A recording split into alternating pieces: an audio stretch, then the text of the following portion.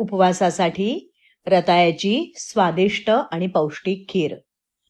साधारण 400-450 ग्रॅम रताळी, अर्धी वाटी चिरलेला गूळ, 15 ते 20 भिजवून सोललेले बदाम, 15 ते 20 भिजलेले काजू, 2 चमचे दुधाची पावडर, 2 चमचे साजूक तूप.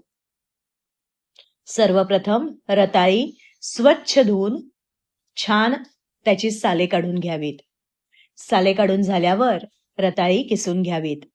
पांढरा शुभ्र रताळ्याचा किस आपल्याला मिळतो.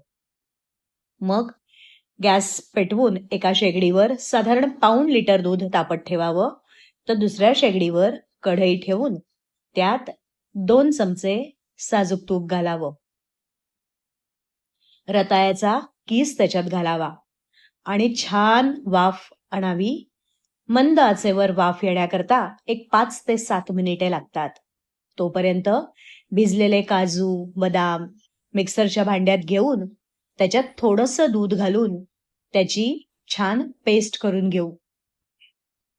ही पेस्ट एका बाउलमध्ये काढून घेऊ. त्यामध्ये 2 चमचे दुधाची पावडर घालू.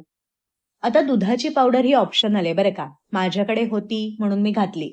नाही घातली तरी चालू शकते. दूध छान तापलंय.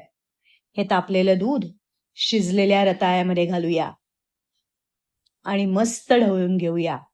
साधारण 5 ते 7 मिनिटे दूध आणि रताळं आपण शिजवून घेऊया, लो टू मीडियम हीटवर.